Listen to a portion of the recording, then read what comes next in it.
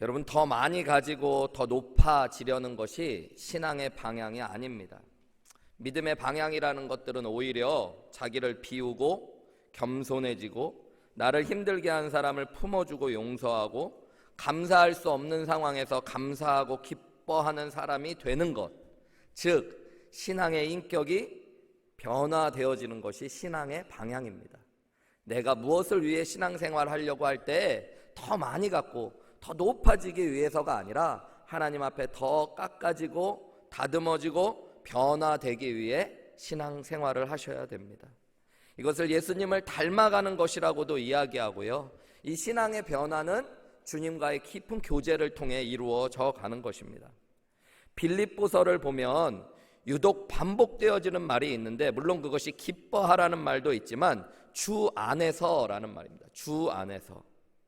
무려 이 주 안에라는 말이 9번 등장할 뿐만 아니라요, 예수 안에서, 그리스도 안에서 이런 말까지 포함하면 23번 이상의 주님 안에서라는 말이 등장합니다. 이것은 꼭 빌립보서만의 이야기가 아니고요, 에베소서나 골로새서는 더 많은 주 안에서라는 말이 등장합니다. 사도 바울이 믿음 안에서 주님이 주시는 특별한 믿음의 비밀을 깨달은 것이 있는데, 신앙생활의 핵심을 한 단어로 요약한다면 그것이 주 안에라는 말이에요. 주 안에. 예수님을 믿으면 여러분, 성령께서 우리 안에 찾아오시고 거하십니다. 신앙생활이라는 건 날마다 믿는 자의 마음밭에서 우리를 두드리시는 주님 앞에 마음을 열고 그분을 또 보시고 그분과 함께하는 거예요. 또한 우리가 예수님 안으로, 말씀으로, 은혜 가운데로 들어가는 것입니다.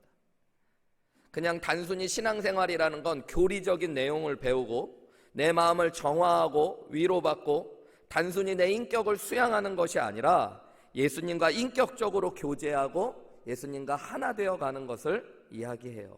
그래서 그것을 주 안에, 예수님이 내 안에 계시고 내가 주 안에 있다라고 표현합니다. 여러분, 어떨 때는 내가 주님 안에 있다고 표현하고 어떨 때는 주님이 내 안에 있다고 표현해요. 뭐가 맞는 걸까요? 주님이 내 안에 계신 걸까요? 내가 주 안에 있는 걸까요? 둘 다 맞는 말입니다. 주님과 내가 하나가 되어진다라고 이야기하는 거예요. 그냥 단순히 좋은 말씀 들으러 교회에 오시는 것, 마음의 위로와 평안을 얻으려고 교회에 나오는 것, 죄와 문제를 끊어내고 어떤 내 앞에 있는 문제를 해결받기 위해 교회에 나오는 것, 여러분, 그런 것이 나쁜 것은 아니지만 신앙의 본질은 아닙니다. 그런 것은 우리가 신앙의 본질이신 예수님을 닮아가고 예수님과 하나됨 가운데 누릴 수 있는 또 다른 축복일 수 있지만, 신앙의 본질적인 축복은 내가 주님 안에 들어가고 주님이 내 안에 오셔서 주님과 교제하고 하나 되는 것이라는 것들을 아셔야 돼요. 그때 우리는 인격적인 변화도 경험하게 되어지는 것입니다.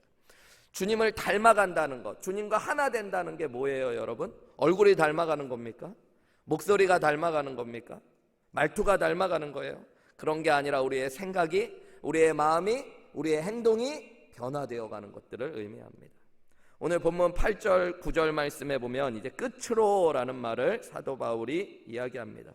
빌립보서의 말씀이 끝나간다는 거예요. 아쉽죠, 여러분? 저도 좀 아쉬운데요.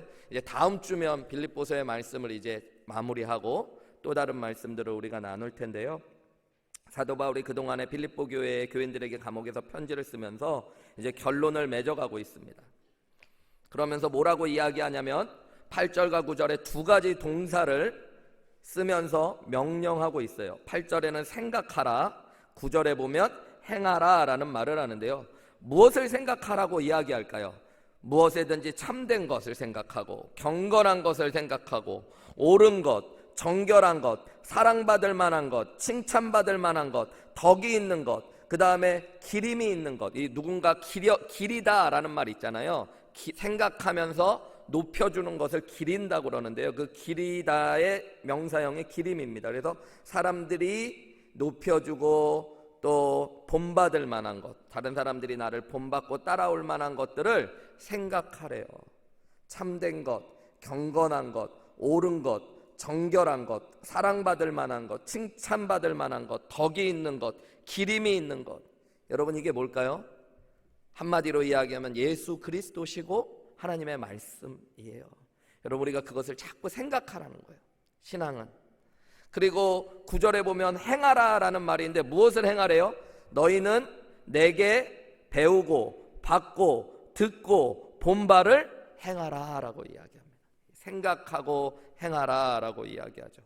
말씀을 배운 것들, 또 사도 바울이 살아가는 것들을 본 것들, 이런 것들을 행하면서 살아가래요.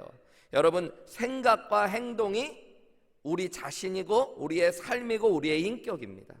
그 사람이 어떻게 생각하느냐, 그 사람이 어떻게 행동하느냐가 인격이 되어지고 삶이 되어지는 거예요. 오늘 사도 바울은 우리 안에 있었던 원래 죄된 욕망을 내려놓고 이제 우리 안에 계신 예수 그리스도로 말미암아 예수님이 주시는 참되고 경건하여 옳고 정결하며 사랑받을 만하며 칭찬받을 만하며 덕이 있고 기림이 있는 것들을 생각하고 그것들을 행하라라고 이야기합니다.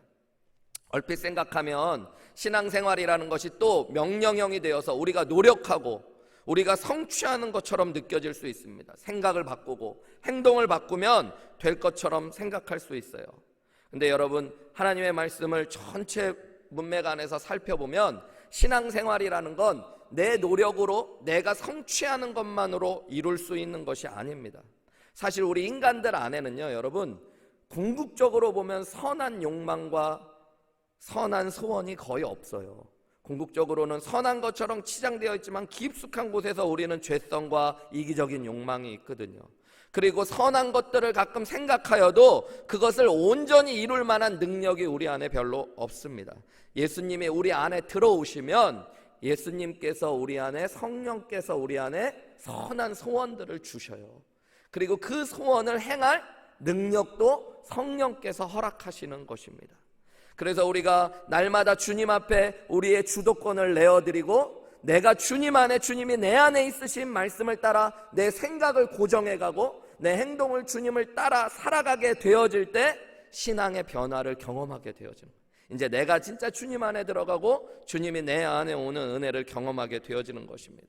갈라디아서에 보면 그래서 여러분 우리 안에 성령께서 임하시면 생기는 변화, 결과가 있는데 그것을 성령의 열매라고 표현하잖아요. 그죠? 사랑과 희락과 화평과 오래 참음, 자비, 양성, 충성, 온유와 절제라는 열매가 우리 안에 맺혀집니다. 근데 여러분 성경을 보면 갈라디아서 5장에 나오는 성령의 열매는 단수로 쓰여져 있어요. 9개로 열거되어 있지만 이것이 9개의 다른 열매가 아니라 예수님을 믿는 사람들 안에 하나로 임하여지는 인격이라는 거예요. 열매라는 거예요. 그것이 이렇게 여러 가지의 모습으로 우리 안에 표현되어지는 것입니다. 말씀과 기도 가운데 성령이 우리를 다듬어 주시고 깎아 주시고 주님이 원하시는 성령 안에 있는 인격의 사람으로 변화시키는 것, 그것이 신앙의 비밀이고 본질이에요. 여러분이 주님 안에 들어오면 그러면 내가 그냥 가만히 있으면 되는구나가 아니라 우리 안에 주님이 소원도 주시고 능력도 주시는데 우리가 그것들을 행하기 위하여 결단하고 순종하며 나아갈 때 변화가 일어나는 거예요. 마치 뭐와 같냐면요, 여러분 사람들 안에는 하나님이 주신 특별한 재능이 있는 사람들이 있습니다. 그죠? 뭐 특별히 음악을 잘하는 사람들, 음악을 누구보다 잘하는 재능을 갖고 태어나는 사람들이 있어요. 내가 얻은 것이 아니라 하나님이 주신 재능. 그죠? 근데 여러분 그 사람이 피아노 치는 재능이 있는데 피아노를 한 번도 배우지 않고 연습도 안 해요. 그래도 막 피아노를 갑자기 잘 치게 될 수 있을까요? 그런 일은 별로 없습니다. 여러분. 피아노를 내가 배울 때 내 안에 있던 하나님이 주신 재능이 막 꽃을 피게 되는 거예요. 그래서 남들보다 훨씬 뛰어난 재능과 능력을 가지고 그것이 꽃을 피워요. 근데 내가 연습도 안 하고 배우지도 않으면 안 배운 사람하고 별반 차이 없게 되어지는 거예요. 신앙생활도 마찬가지입니다. 여러분 예수님 믿기 전에는 우리 안에 소원도 없고 능력도 없었어요. 왜냐하면 성령께서 거하시지 않기 때문에. 그래서 그냥 죄를 따라 살아가고 선한 것처럼 보이지만 항상 우리는 우리의 욕망과 이기심을 위해 나아갔던 것에 불과합니다. 그런데 성령이 우리 안에 거하시면 주님이 우리에게 귀한 소망도 주시고 능력도 주셔요. 예전에는 그런 생각이 없었는데 점점 선한 생각이 우리 안에 고정되어 가고요. 내가 그 선한 생각을 따라 행하려고 하면 예전에는 할 수 없었던, 내가 도저히 나의 힘으로는 감당할 수 없었던 일들을 주님 능력으로 감당하게 되어지는 것이 주 안에 사는 사람들의 신앙의 비밀입니다. 여러분, 이렇게 하나님 앞에 생각을 고정하고 삶을 고정하며 주님의 말씀 앞에 나아갈 때 또 놀라운 비밀인데, 그런 변화된 삶에 주님이 또 함께 하셔요. 우리가 생각을, 마음의 소원을 주님이 주시는 것에 고정하여 오늘 주신 말씀처럼 참되고 옳고 경건하고 정결하며 사랑받을 만하고 칭찬받을 만하고 덕이 있고 기림이 있는 것들을 생각할 때 그 생각 안에 또 주님이 더 충만하게 거하십니다.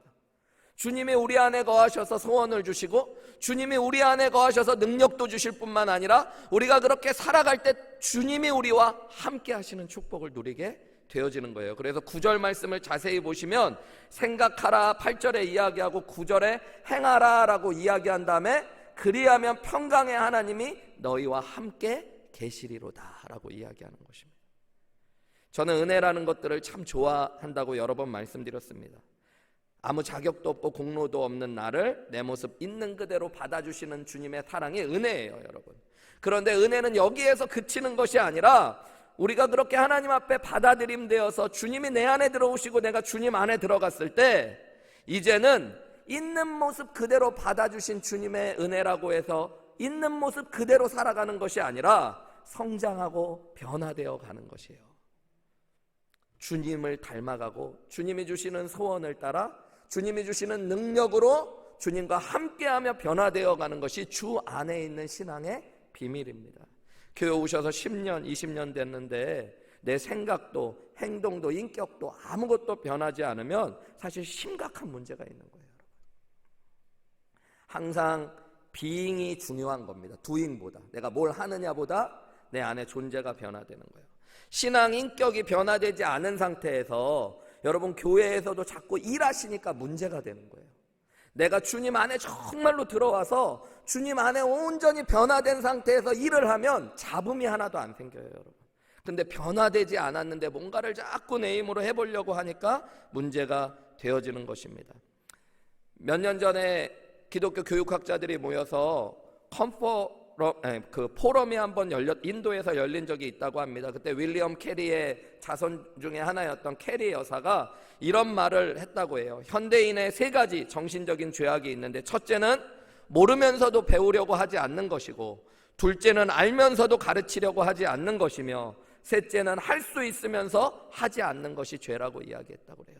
여러분, 저는 이것이 신앙 안에도 그대로 적용된다고 생각합니다. 어떤 분들은 모르는데도 배우려고 하지 않아요. 신앙 안에서 그냥 교회만 왔다 갔다 하면 되지 뭘 그렇게 하나, 나는 그냥 애들이랑 같이 교회 다니는 것만으로 충분히 만족하는데. 근데 여러분, 신앙생활의 본질이라는 건 정말로 주님을 영접하고 주님을 더 알아가고 사랑하고 닮아가는 것 안에 있어요. 그리고 여러분, 알면서 가르치지 않는 것도 죄래요. 안다 그러면서 말만 해요. 우리는 안다면 여러분 다른 사람들을 인도해주고 가르쳐주고 내가 걸어갔던 축복의 길들을 또 함께 인도해주는 것들이 필요합니다. 그것뿐만 아니라 안다고 하면서 할 수 있는데, 주님이 이미 우리 안에 계시고 우리에게 능력 주셨는데 하지 않는 것도 죄인 것입니다. 야고보서 4장 17절의 말씀에 보면 똑같은 말을 하나님이 하시죠. 이러므로 사람이 선을 행할 줄 알고도 행치 않으면 죄다라고 이야기합니다. 여러분, 주님이 이미 우리 안에 계십니다. 내가 예수님을 나의 구원자여 주님으로 믿었다면 성령이 우리 안에 계셔요. 그래서 우리가 주님을 알고 싶은 마음을 품고 나아가면 주님이 주님을 더 깊이 알려주십니다.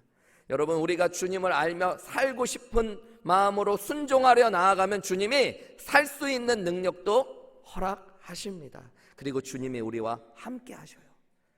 기뻐할 수 없는 곳에서 기뻐하기로 결단하시고, 감사할 수 없는 곳에서 감사하기로 결단하시고, 용서할 수 없는 사람을 용서하고 품어줄 수 없는 사람을 품어내기로 결단하면 주님이 우리의 삶에 놀라운 은혜와 능력으로 함께 하실 줄 믿습니다. 그래서 오늘 사도 바울은요, 이 신앙의 비밀을 오늘 이야기해 주면서, 내가 주님 안에 들어가고 주님이 내 안에 오셔서 주시는 이 신앙의 기쁨을 이야기하면서 12절에 나는 비천에 처할 줄도 알고 풍부에 처할 줄도 알아. 모든 일 곧 배부름과 배고픔과 풍부와 궁핍에 처할 줄 아는 일체의 비결을 배웠대. 여기 일체의 비결이라는 말이 시크릿, 영어로는 비밀입니다. 여러분, 이 신앙의 비밀을 내가 이제 배우고 알았대요. 오늘 사도 바울이 빌립보 교회를 향해서 주님이 내 안에, 내가 주 안에 있을 때 주시고 누리게 되어지는 신앙의 기쁨의 비밀, 그것이 무엇인지 우리가 오늘 본문의 말씀을 통해서요, 짧게 구체적으로 3가지 우리가 함께 나누어 보기 원합니다. 첫 번째로는요, 여러분, 평안의 기쁨이 우리 안에 임합니다. 내 안에 계시는 주님이 주시는 평안으로부터 오는 기쁨이 우리 안에 임하는 거예요. 9절 말씀을 우리 보시면요, 너희는 내게 배우고 받고 듣고 본 바를 행하라. 그리하면 평강의 하나님이 너희와 함께 계시리라 그럽니다. 여러분, 이 평강이라는 말은 본문 앞으로 넘어가시면 우리가 지난주에 나눈 말씀에도 나왔습니다. 하나님의 평강이 그리스도 예수 안에서 너희 마음과 생각을 지키시리라. 여러분, 가만히 생각해 보면 우리 신앙의 기쁨을 빼앗길 때가 평안을 잃어버렸을 때입니다. 막 마음이 요동치고 불안하고 두렵고 우리의 감정을 우리가 컨트롤할 수 없을 때 여러분, 평안을 빼앗기고 기쁨도 잃어버립니다. 잠잠했던 우리의 내면에 갑자기 어떤 사람에게 들었던 그 한마디 말로 인하여 마치 큰 돌이 잔잔한 수면 위에 던져지듯이 파문이 일어나고 요동치기 시작합니다. 금세 잠잠해질 줄 알았던 마음이 불안과 염려와 미움과 걱정으로 가득 차져요. 어떤 일을 겪고 나서 여러분, 내 마음의 평안이 사라지고 막 마음이 요동치기 시작합니다. 흔들리고 두려움에 사로잡힐 때가 있습니다. 어떤 분이 이야기했듯이 인생은 항상 폭풍우 치는 바다를 건너가는 것과 같다라고 이야기하셨는데요, 어떻게 보면 계속 평안한 인생은 없죠. 우리의 삶에서, 우리의 감정에서 평안을 빼앗겨서 우리는 불안하고 염려하고 걱정합니다. 우리는 쉽게 이 평안을 잃어버렸을 때 돈이 없으니까 돈이 좀 생기면 평안해지겠지 생각할 때가 있습니다. 아이 때문에 막 걱정하고 염려가 많을 때는 아이가 성적이 오르고 아이가 원하는 대학에 입학하면 좀 평안이 찾아오겠지 생각합니다. 사업의 매출이 늘어나고 미국에서는 이민생활하면서 신분 문제만 해결되면 걱정이 없어지고 평안함이 오겠지, 이 병만 낫고 나면 평안함이 찾아오겠지라고 생각할 수 있습니다. 근데 여러분, 실제 인생은 그렇지 않습니다. 돈이 조금 채워져도 여전히 우리의 마음에는 불안과 염려가 옵니다. 심지어 여러분, 돈 때문에 염려했는데 돈이 생기면 또 돈 때문에 염려합니다. 이 돈이 없어질까? 아이의 문제도 마찬가지예요. 제가 한국에서 청소년들 사역할 때요, 어떤 날 하루에 학부모님들 둘이 동시에 저에게 상담을 요청했어요. 근데 참 신기한 게, 먼저 오신 어머니가 와가지고 상담했던 내용은 뭐였냐면, 우리 애가 너무 말이 없고 친구가 없어서 걱정이라는 거예요. 밖에도 안 나가고. 그래서 막 한참 얘기하시고 기도해드렸어요. 그리고 한 몇 분 뒤에 다음 어머니가 오셔서 상담하는데요, 우리 애가 친구가 너무 많고 밖에 나가서 집에 안 들어와서 걱정이라는 거예요. 어떻게 그렇게 짧은 시간에 전혀 반대의 이야기를 가지고 고민하는지. 여러분, 애들이 집에 너무 나가도 집을 너무 나가서 놀아도 걱정이고요, 집에서 너무 안 나가도 걱정인 겁니다. 좋은 대학을 가면 걱정이 사라질 것 같지만 그렇지 않아요. 조금 지나면 또 아이들의 여러 가지 문제로 염려가 찾아옵니다. 여러분, 오늘 하나님의 말씀은 계속 이야기해 주는데, 하나님이 평강으로 우리 마음과 생각을 지켜주시고 평강의 하나님이 우리와 함께 하신대요. 이 얘기는 뭐냐면, 평안함이라는 것, 평강은 우리 안에 계신 주님으로부터 오는 것입니다. 여러분, 주님이 우리 안에 계신데요, 정말로 우리가 말씀과 기도로 우리의 생각과 삶을 주님 함께함으로 고정해 갈 때 주님이 우리 안에 주님으로부터 오는 평안을 채워주신다는 것이 신앙의 비밀이고 비결입니다. 한마디로 이야기하면 여러분, 내가 인생에서 불안하고 염려하고 두려워하며 평안을 잃어버린 이유는 돈 때문도, 아이 때문도, 사람 때문도, 어떤 사건 때문도 아니고 여러분, 근본적으로 인간이 하나님을 잃어버려서 오는 거예요. 창세기에 보면 아담과 하와가 범죄한 뒤에 처음으로 찾아왔던 것이 염려와 걱정과 두려움입니다. 그들이 죄를 범해서 그랬다고 생각했는데 궁극적으로 보면 하나님을 잃어버려서 그런 거예요. 하나님은 우리를 영적인 존재로 만드셨어요. 그리고 하나님은 하나님이 주시는 평안 안에서만 우리를 평안할 수 있도록 창조하셨습니다. 예레미야 29장 11절 말씀에 보면 이런 말씀이 있죠. 여호와의 말씀이니라 너희를 향한 나의 생각을 내가 아나니 평안이요 재앙이 아니니라 너희에게 미래와 희망을 주려는 것이다. 여러분, 주님은 항상 우리에게 무엇을 주시는 분이냐면 평안을 주시는 분이세요. 평안.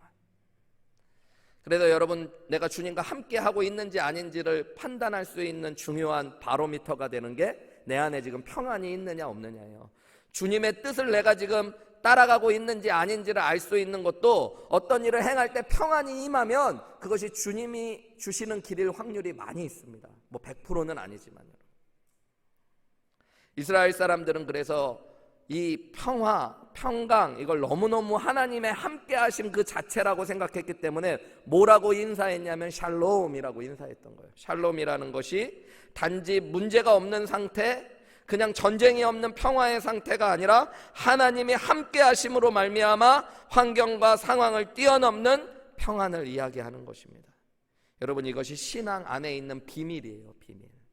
내게 문제가 많고 폭풍우가 몰아치더라도 주님이 나와 함께 하심을 믿는다면 내 영혼 평안해, 내 영혼 평안해 하는 찬송가의 고백이 내 안에 흘러 넘치게 되어지는 것입니다.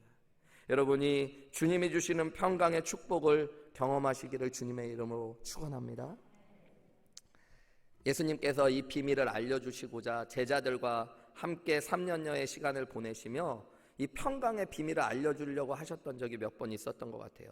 제자들과 함께 주로 생활하셨던 곳이 갈릴리 호숫가였는데 예수님께서 때로는 제자들과 함께 배를 타고 가기도 하시고 혹은 제자들을 먼저 배를 띄어 가라고 이야기하셨을 때 폭풍우를 크게 만난 장면들이 복음서에 보면 나옵니다. 예수님이 주무시고 계실 때 제자들은 폭풍우 가운데 막 두려워 떨어요. 예수님을 깨웁니다. 주님, 우리가 죽게 되었습니다.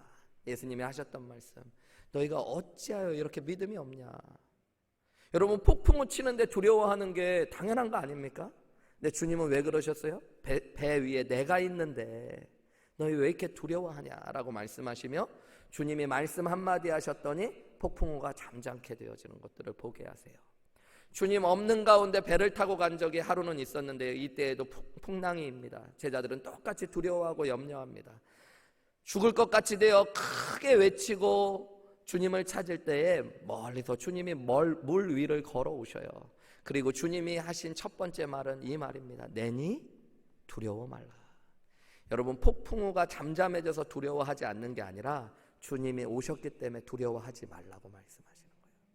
여러분, 우리의 인생에 여러 어려움과 힘든 일이 있지만 주님이 우리 안에 계시고 우리가 주님 안에 있다면 여러분, 우리 안에 세상이 알 수 없는 평안이 임하게 되어지는 줄 믿습니다. 그래서 우리 지난주에 나눈 대로 아무것도 염려하지 말고 다만 모든 일에 기도와 간구로 너희 구할 것을 감사함으로 아뢰면 모든 지각에 뛰어난 하나님의 뭐가? 평강의 그리스도 예수 안에서 너의 마음과 생각을 지키시리라. 8절과 9절에 보면 끝으로 형제들아 이런 좋은 것들을 생각하라, 그리고 이런 것들을 행하라 라고 이야기한 다음에 그리하면 평강의 하나님이 너희와 함께 하실 것이다. 여러분, 이 주님이 주시는 평안의 비밀을 누리심으로 주님 주시는 기쁨이 여러분 안에 가득 차시기를 주님의 이름으로 축복합니다. 두 번째로는 여러분, 오늘 사도 바울이 주 안에 있는 사람으로서의 기쁨의 비밀, 자신이 누린 신앙의 비밀은 주님 안에서 주님이 주시는 자족함의 기쁨입니다. 바울이 감옥에 갇혔을 때 빌립보 교회는 쓸 것들을 공급해 주었습니다. 오늘 본문의 말씀에 보면요, 10절과 11절에 보면은 내가 주 안에서 크게 기뻐하면 너희가 나를 생각하던 것이 이제 다시 싹이 나미니 너희가 또한 이를 위하여 생각은 하였으나 기회가 없었느니라. 사도 바울을 생각하는 것들이 지금 다시 일어나기 시작해서 기뻐하고 있다라고 이야기해요. 11절에 보면 내가 궁핍함으로 말하는 것이 아니니라 어떠한 형편에든지 나는 자족하기를 배웠다라고 이야기합니다. 무슨 이야기냐면 우리가 다음 주에 나눌 말씀에 보면 빌립보 교회는요, 사도 바울이 사역을 시작할 처음부터 사도 바울의 필요를 채워줬던 교회라고 이야기합니다. 그리고 사도 바울이 데살로니가에서 사역할 때도 두세 번 정도 사도 바울의 쓸 것들을 공급해 주었대요. 항상 마음은 있었는데 기회가 없다가 사도 바울이 지금 빌립보서를 쓸 때 감옥에 갇혀 있을 때 빌립보 교회가 또 에바브로디도 편에 쓸 것을 보내주었던 거예요. 그 이야기를 해요. 그래서 참 기쁘고 감사하대요.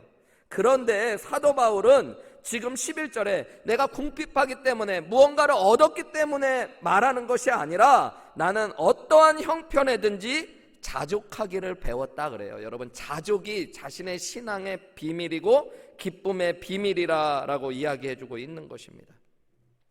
오늘 보면 이 자족이라는 말은 여러분 스스로 만족한다라는 뜻이 있습니다. 스스로 만족하고 스스로 감사한다.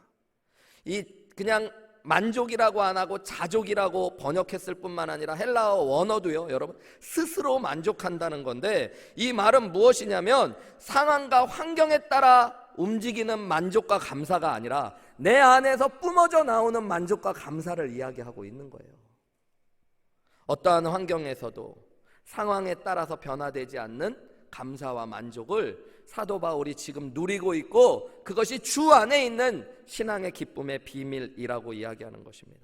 당시 로마 시대는요, 여러분 군사적으로 또 정치적으로는 로마가 제국을 형성하고 세상을 다스리고 있었지만 문화적으로는 헬라 문화가 주류를 이뤘던 사회입니다. 당시 철학적으로는 두 개의 중요한 철학 분파가 있었는데 하나는 스토아 학파고 하나는 에피쿠로스 학파라는 것입니다. 이 두 학파는 방향은 다르게 생각했지만 근본적으로는 똑같은 것들을 추구하고 있었는데요, 한 분파는 인간의 행복은 욕망을 없애는 데 있다. 욕망이 문제니까 욕망을 다 없애면, 금욕주의라고 그러죠. 욕망을 다 비워내고 없애내는 것이 행복의 비밀이다 라고 이야기했고, 다른 쪽에서는 욕망을 다 채워가는 것, 사람이 욕망을 못 채우니까 불행한 것이다. 그러니까 욕망을 될 수 있는 대로 다 채우는 것이 행복해지는 쾌락주의와 금욕주의라고 이야기했던 거예요. 여러분, 반대로 이야기하는 것 같지만 실제로는 다 욕망의 문제를 다루고 있어요. 근데 성경은요, 여러분 우리 인간의 궁극적인 욕망은 비워내든 채워내든 죄로부터 출발하기 때문에 우리에게 행복을 가져다 줄 수 없다라고 이야기합니다.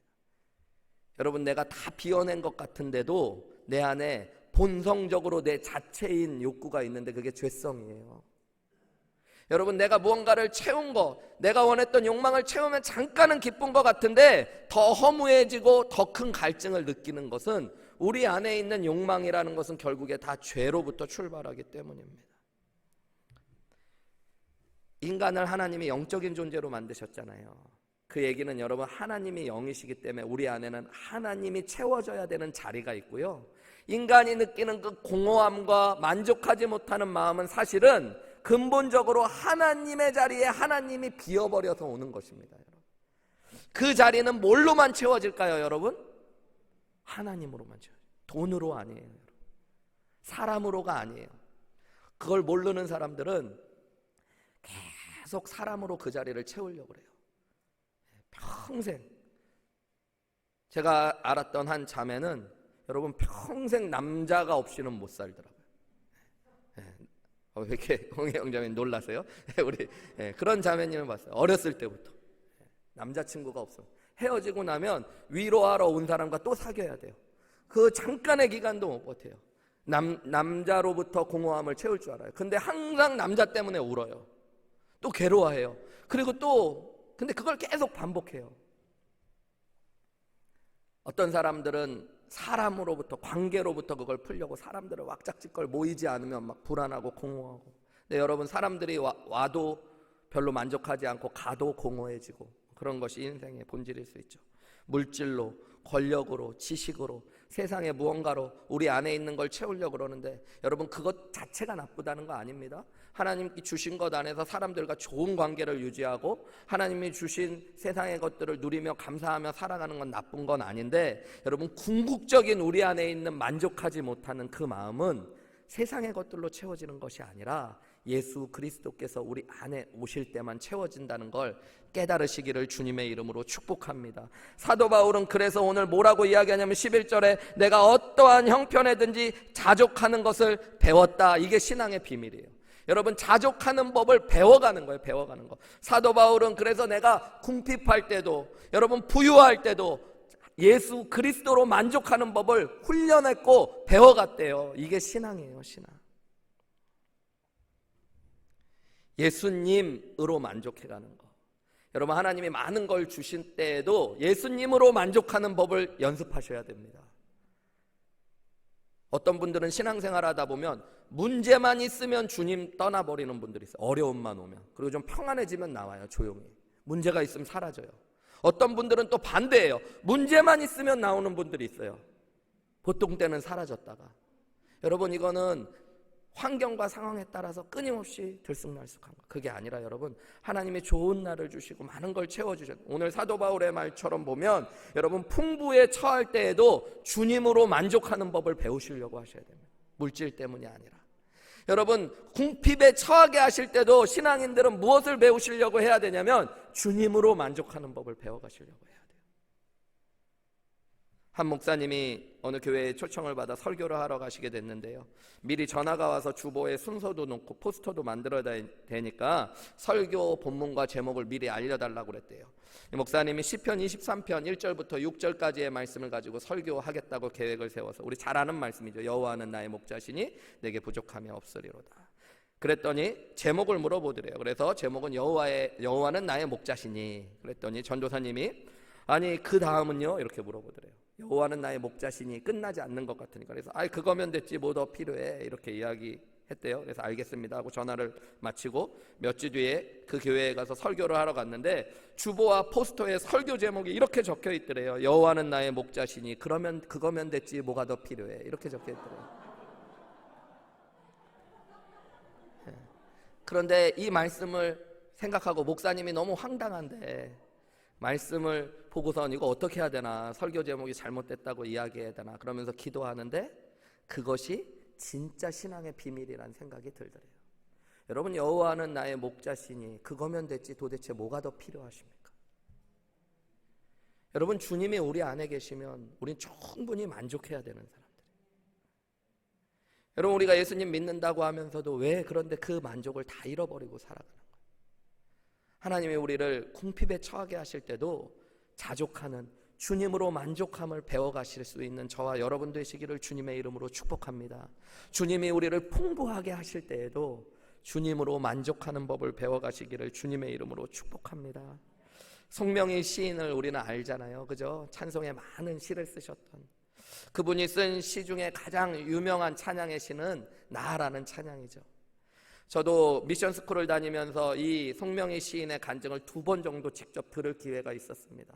이분 휠체어를 타고 오셔가지고요, 이 간증을 하는데도 말을 제대로 알아듣지 못하게 하니까 어머니가 통역을 해주면서 간증을 들었던 기억이 있습니다. 말 한마디도 자기 힘으로 하기 어려운 분, 잠을 잘 때도요 뇌성마비, 중증 뇌성마비여서 그대로 두면 온몸이 꼬여버리고 문제가 생기기 때문에 엄마가 2시간마다 깨서 딸의 자세를 잡아주고 몸을 주물러 한 번에 6시간 7시간씩 자본 적이 없는 엄마도 딸도, 식사도 마음대로 혼자 하지 못하고 아무것도 혼자서 할 수 없었던 그 자매가 진심으로 눈물을 흘리며 제 앞에서 고백했던 고백, 나 가진 재물 없으나, 나 남이 가진 지식 없으나, 나 남이 가진 건강 있지 않으나, 나 남이 못 본 것을 보았고, 나 남이 듣지 못한 음성 들었고, 나 남이 받지 못한 사랑 받았네.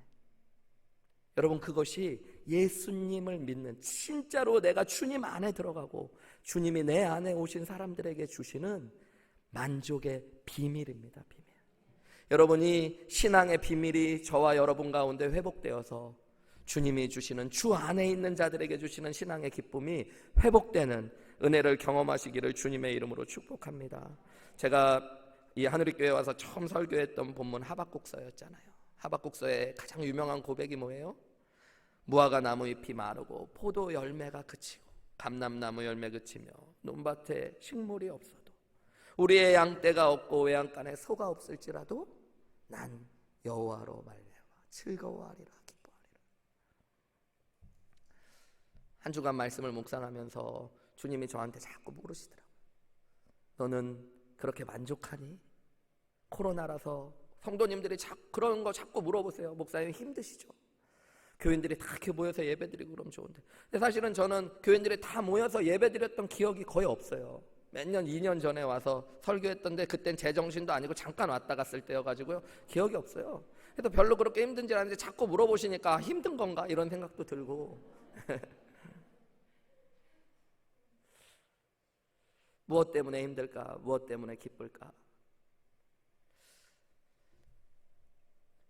주님 때문에 기뻤으면 좋겠고, 주님이 그걸 저에게 물어보시는데 제가 주님 앞에 네 주님, 전 주님 때문에 기쁘고 주님 때문에 만족합니다, 주님 때문에 감사합니다 하고 싶은데 그 말이 쉽게 안 나오는데 주님이 저에게 그런 마음을 주시는 것 같더라고요.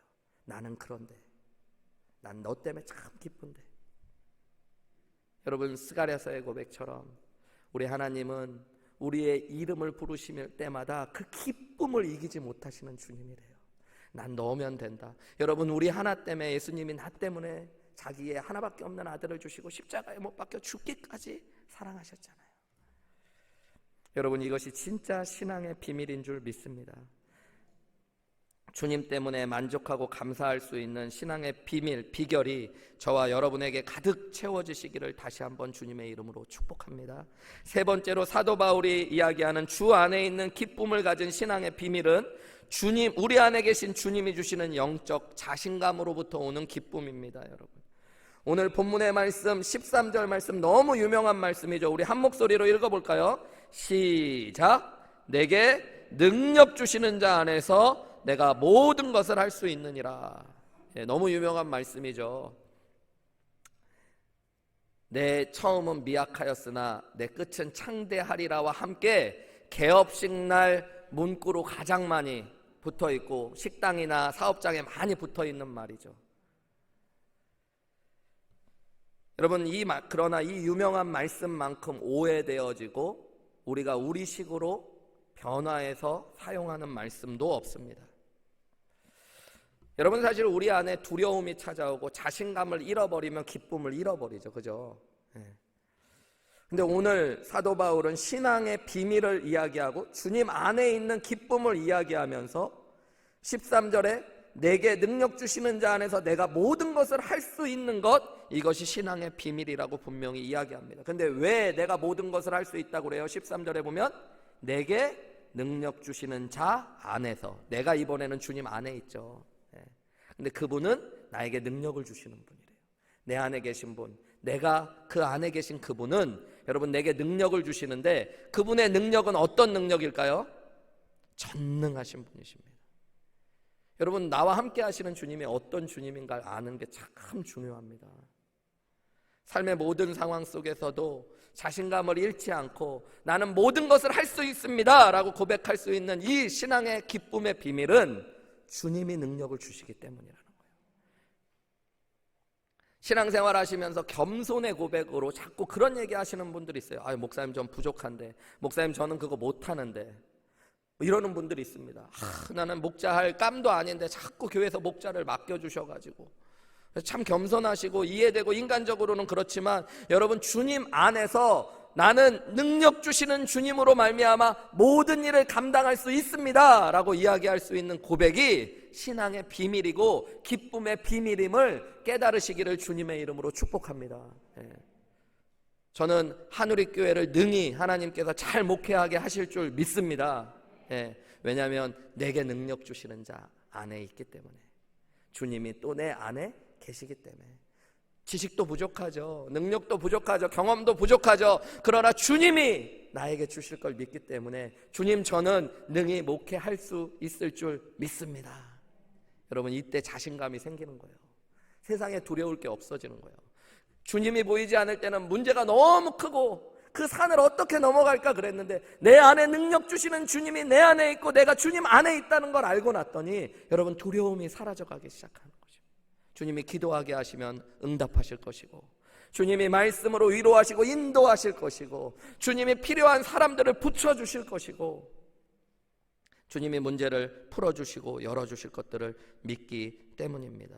여러분, 본문의 말씀을 한번 들여다보세요. 사도 바울이 모든 것을 할 수 있다고 이야기할 때 이 모든 것이 도대체 무엇이었을까요? 사도 바울은 지금 어디에 있어요? 감옥에 있습니다.